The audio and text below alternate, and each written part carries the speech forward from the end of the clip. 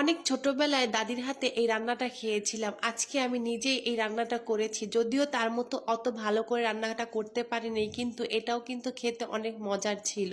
আর এটা খেয়ে তো আমার একদম সেই ছোটবেলার কথা মনে পড়ে গিয়েছে, আমার দাদির কথাও মনে পড়ে গিয়েছে। আসসালামু আলাইকুম, কেমন আছেন সবাই? আশা করি সবাই অনেক ভালো আছেন। আল্লাহর রহমতে আমি অনেক ভালো আছি। আজকে আমি জাতীয় ফুল শাপলা রান্না করব, আর এই শাপলাটা আজকে আমি নারকেল দিয়ে রান্না করব। ছোটবেলায় দেখতাম আমার দাদিকে নারকেল দিয়েই শাপলা রান্না করতো, আর খেতে কিন্তু অনেক মজা লাগতো। আজকে ভাবলাম সেভাবে আমিও রান্না করি। তো প্রথমেই আমি এখানে শাপলাগুলোকে কেটে নিচ্ছিলাম, আর শাপলাগুলো কাটা কিন্তু খুবই ইজি। আমার কাছে তো শাপলা কাটতে অনেক ভালো লাগে। তো এখানে আমার শাপলাগুলো কাটা হয়ে গেছে। দেখেন শাপলাগুলো কাটার পরে কত সুন্দর লাগছে, দেখতে খুবই ভালো লাগছে, কালারটা অনেক সুন্দর এসেছে। তো এখানে আমি শাপলাগুলোকে এখন আমি ভালোভাবে ধুয়ে নিব।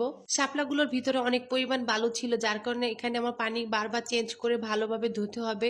তো এখানে আমার শাপলাগুলো ধোয়া হয়ে গেছে। তো এখানে আমি শাপলাগুলোকে এখন ভাপে বসিয়েছি। শাপলাগুলোকে একটু ভাপ দিয়ে তারপরেই রান্না করব। আর অন্যদিকে আমি এখানে কিছুটা নারকেল নিয়েছি। এখন আমি এই নারকেলগুলোকে খুব ভালোভাবে পাটায় বেটে নিব। শাপলা রান্না করার সময় সবসময় পানিতে ভাপ দিয়ে নিতে হয়, তাহলে শাপলার কালারটাও খুব সুন্দর আসে আর ময়লা পানিটাও বের হয়ে যায়। আর আমি দেখতাম আমার দাদি এভাবেই রান্না করে, তো ভাবলাম আজকে আমি তাকে ফলো করে এই রান্নাটা করি। তো এখানে আমার নারকেল বাটা হয়ে গেছে, আর এখানে আমি কিছু ছোট চিংড়ি মাছ নিয়েছি।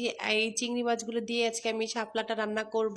তো এখন আমি এই চিংড়ি মাছগুলোকেও খুব সুন্দর করে বেছে নিব। আর এই চিংড়ি মাছ দিয়ে যা রান্না করেন না কেন, খুব সুন্দর একটা ঘ্রাণ আসে চিংড়ি মাছ, আর খেতেও কিন্তু খুব ভালো লাগে। তো এখানে আমার চিংড়ি মাছগুলো খুব সুন্দর করে বাছা হয়ে গেছে। এখন আমি যে শাপলাগুলো ভাপে বসিয়েছিলাম ওগুলো হয়ে গেছে। এখন একটা ঝুড়ির ভিতরে ঢেলে আমি শাপলার পানিটা ছেঁকে নিব। আর এখানে খুব ময়লা পানি বের হয়েছে। শাপলা যেহেতু খুব ময়লার পানিতে হয়ে থাকে, যার কারণে এভাবে ভাপ দিয়ে নিলে ভালো হয়। তো যাই হোক, কড়াইয়ে পরিমাণ মতো তেল দিয়ে দিয়েছি। তারপরে এখানে পেঁয়াজ কুচি দিয়ে হালকা একটু ভেজে নিয়েছি। এখন আমি দিয়ে দিচ্ছি চিংড়ি মাছগুলো। পেঁয়াজের সাথে চিংড়ি মাছগুলো আমি খুব ভালোভাবে এখানে ভেজে নিব। তারপরে এর ভিতরে আমি সামান্য কিছুটা পানি দিয়ে দিব।